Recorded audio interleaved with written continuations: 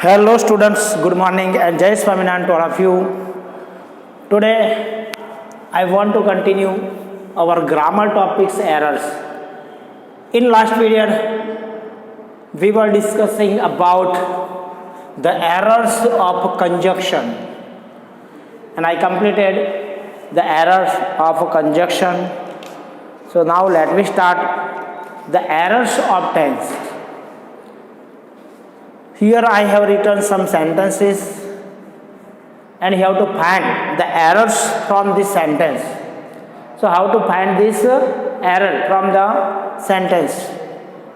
So we will find the errors of tense in this sentence. First sentence is I have not a car. दोस्तों यहाँ पे I have not a car, it's a simple present tense, it's a sentence of simple present tense. ये simple present tense का sentence है.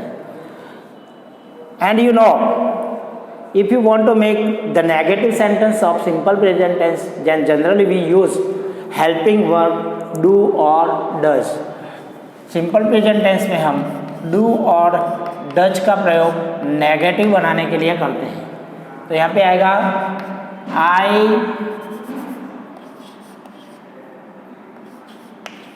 do not या don't have. I do not have a car. सही प्रयोग क्या है? I do not have a car. मेरे पास car नहीं है. तो सिंपल प्रेजेंट टेंस में नेगेटिव सेंटेंस बनाने के लिए क्या यूज करते हैं? डू और डज. तो नेगेटिव बनाने के लिए यहाँ पे डू नॉट, आई के साथ क्या आएगा? Do. I do, we do, you do, you do, he see it के साथ आएगा डज और दे के साथ भी डू. तो I do not have a car. Second sentence it is raining for 2 days.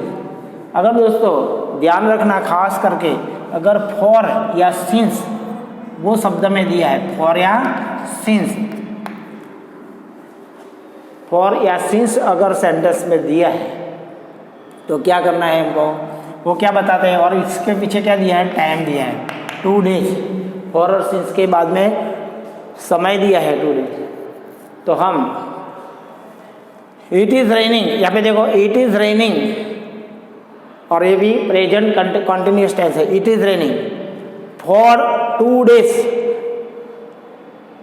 Present continuous tense में अगर एक्शन जब हो रही है, अपने सामने प्रत्यक्ष हो रही है action, when we speak the action is going on, when we speak the action is going on, then we use present continuous tense.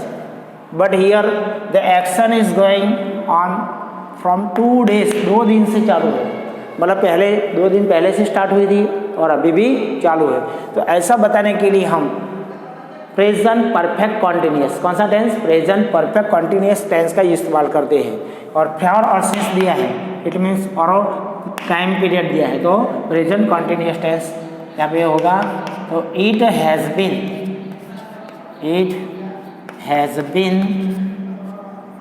Raining, it has been raining for 2 days. क्या आएगा?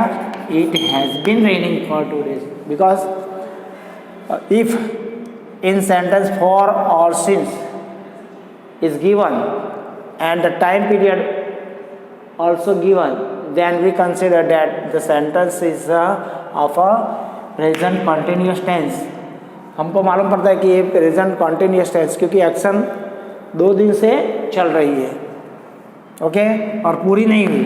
तो present continuous tense में हम बताएंगे उसको it has been raining for 2 days. Next question I am go to school. बहुत सारे बच्चे ऐसी गलती करते हैं, लेकिन ये मिस्टेक क्या है? सिंपल प्रेजेंट टेंस में हम सब्जेक्ट के बाद मेन वर्ब आता है, इसमें एम इज़ आर नहीं आता. एम इज़ आर कब यूज़ करते हैं? अगर हमको कोई ऐसी चीज़ बतानी है कि जिसमें कोई एक्शन नहीं है. फॉर आइडेंटिफिकेशन, फॉर आइडेंटिफिकेशन पहचान के लिए. For example I am a teacher, मैं टीचर हूँ. तो मेरे आई के साथ यहाँ पे am, I am a teacher, as a to be am use किया, लेकिन इसमें कोई एक्शन नहीं है. लेकिन यहाँ पे एक्शन जाने की बताई है. तो एक्शन वर्ब के साथ सिंपल प्रेजेंट टेंस में एम इज आर नहीं आएगा। एम इज आर आएगा तो कॉन्टिन्यूस टेंस में आएगा। किस में आएगा? कॉन्टिन्यूस में। तो यहाँ पे आएगा I go to school, I go to school, मैं स्कूल जाता हूँ। तो यहाँ पे एम एज अ मिस्टेक, यहाँ पे एरर क्या है? एम का। तो I go to school. Okay, next question, I have seen him yesterday. दोस्तों यहाँ पे इसका मीनिंग समझो। I have seen him yesterday, मैंने उनको यस्टरडे कल देखा है। मैंने उसको कल बोलते हैं और देखा है। इट मीन्स क्या आना चाहिए? कल देखा था। कल देखा है की जगह क्या आना चाहिए? कल देखा था। यस्टरडे दिया, इट मीन्स कि ये पास्ट इंडिफिनिट टेंस है। कौन सा? Past indefinite. तो यहाँ पे क्या आएगा? हैव सीन के बदले में I saw him yesterday. I saw him yesterday, मैंने कल उनको देखा था। आई हैव सीन हिम यस्टरडे मतलब क्या होता है? मैंने कल उनको देखा है। देखा है तो आ सकता नहीं। यस्टरडे मतलब तो कल होता है, तो कल देखा था हो सकता है। तो आई सॉ हिम यस्टरडे, तो ये गलत है। If I will go to Agra, I will see the Taj Mahal. देखो दोस्तों, इफ वाला जो कंडीशनल सेंटेंस होते हैं वो 3 प्रकार के कंडीशनल सेंटेंस होते हैं।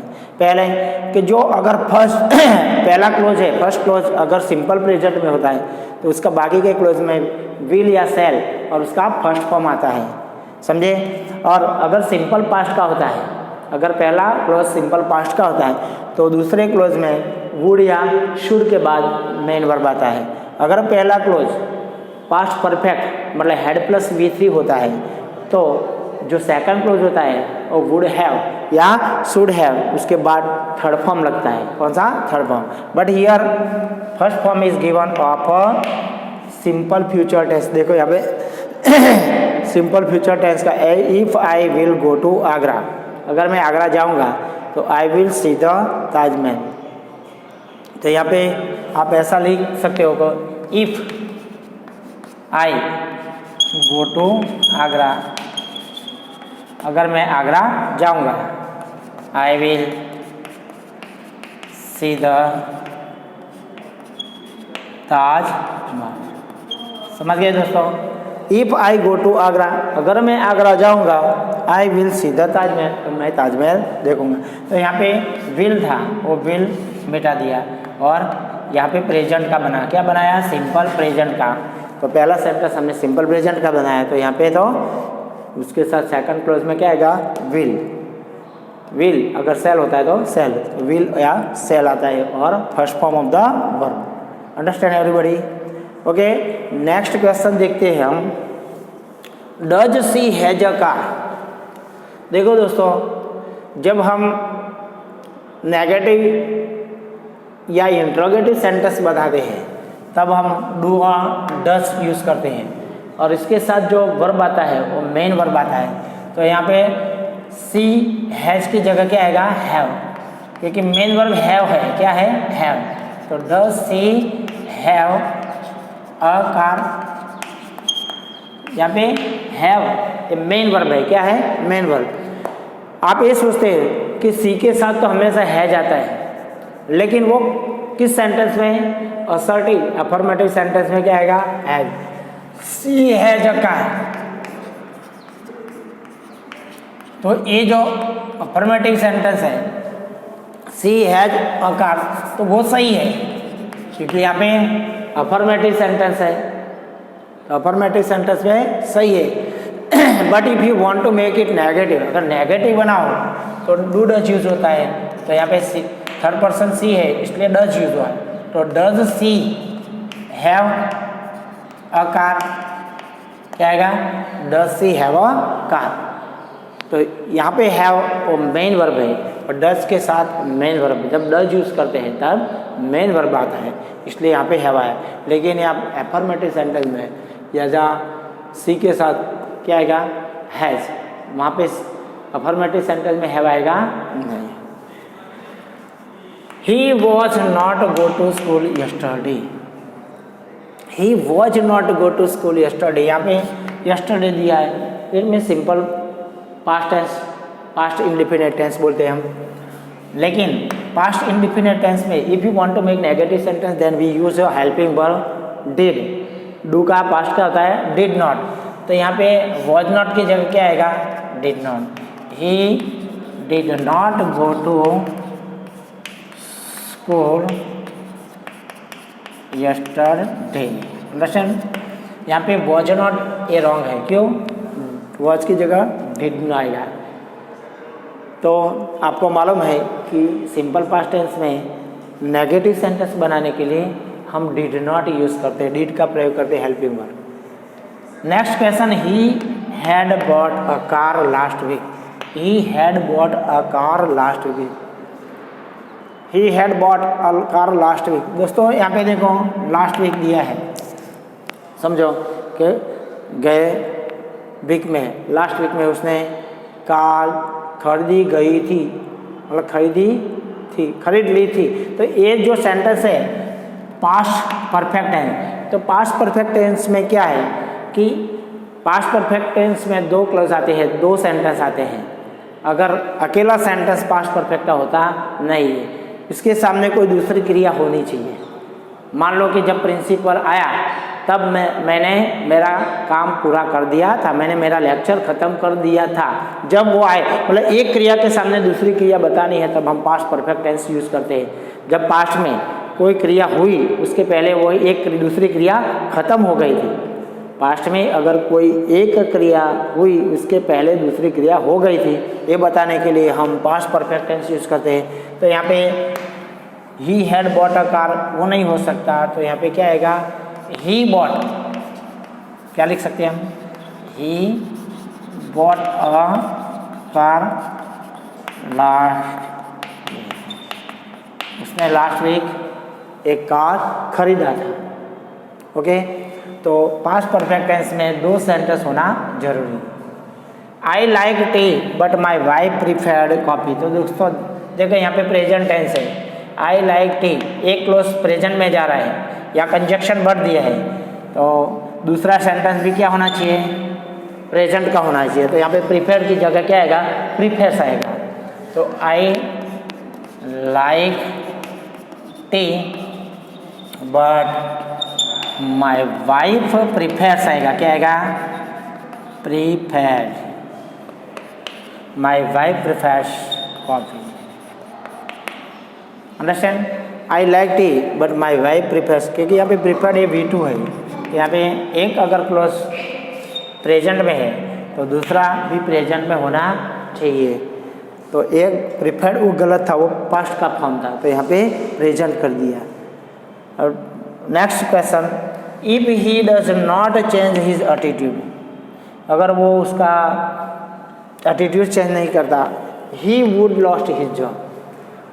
दोस्तों मैंने आपको बताया था यहाँ पे कि अगर एक क्लोज में सिंपल प्रेजेंट टेंस दिया है तो दूसरे क्लोज में क्या आएगा, विल या सेल, मतलब सिंपल फ्यूचर ही आएगा।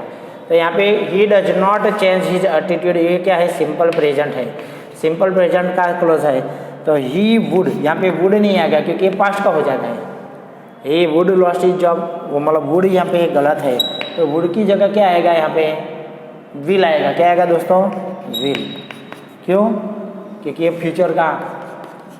तो he, if he does not change his attitude, he will lost his job। दोस्तों यहाँ पे ये मिस्टेक थी, यहाँ पे वुड की जगह विल आएगा। तो ये थे आपके टेंस के error. Okay friends, here we have completed all kinds of error. So in my next period I will discuss about the errors in paragraph. हम पैराग्राफ में एरर्स कैसे होते हैं वो हम बताएंगे आपको। Okay, Jai Swaminarayan to all of you.